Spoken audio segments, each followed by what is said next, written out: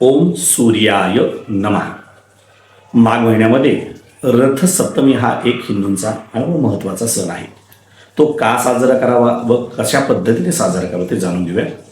मकर संक्रांतीपासून सूर्य मकर राशीमध्ये प्रवेश करतो, तिथून महत्त्वाच्या उत्तरायणामध्ये सूर्याचं भ्रमण चालू होतं। तो अत्यंत अजून वेगाने व चांगल्या पद्धतीने उत्तरायणामध्ये जात असतो। तो दिवस असतो माघ महिन्यातील सप्तमी।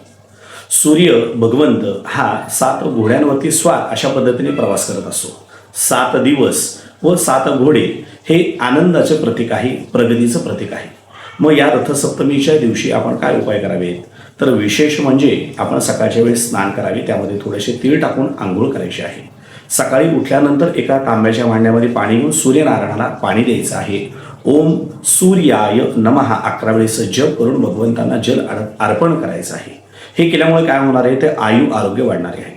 मग ही रथसप्तमी या दिवशी आपण घराच्या बाहेर छोटीशी रांगोळी काढून काही आपण शेणाच्या गवऱ्या घेऊन त्यावरती मकर संक्रांतीला आपण जे बोळका असतो ते बोळका आणून त्यामध्ये दूध घेऊन ते जर आपण रथसप्तमीच्या दिवशी सकाळच्या सत्रामध्ये सूर्योदयाच्या दरम्यान ओतू घातलं तर ते सूर्याला अर्पण केल्यासारखं असतं आणि सूर्यदेवता आपल्यावरती प्रसन्न होतो।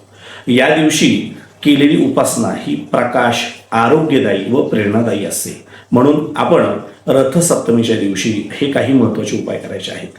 ज्यांना आयु आरोग्याच्या बाबतीत अडचणी असतील अशा व्यक्तींनी या दिवशी काय करायचं आहे, तांब्याचा एक नाणं घ्यायचं आहे आणि ते वाहत्या पाण्यामध्ये विसर्जन करायचं आहे, पाण्यामध्ये टाकायचं आहे, आपल्या मनातील हेतू व्यक्त करायचा आहे। ज्यांना काही अजून अडचणी जाणवतात त्या कमी होण्यासाठी आदित्य हृदय स्तोत्र हे स्तोत्र पठण करायचं आहे। ओम ह्रीम सूर्याय नमः हा जप आपण मनापासून करायचा आहे। या दिवशी सूर्याची केलेली उपासना ही आपल्याला आरोग्यदायी, प्रेरणादायी व योग्य मार्गदर्शक ठरते। रथसप्तमीला हा उपाय करण्यास हरकत नाही, मनापासून हा उपाय आपण करावा। धन्यवाद।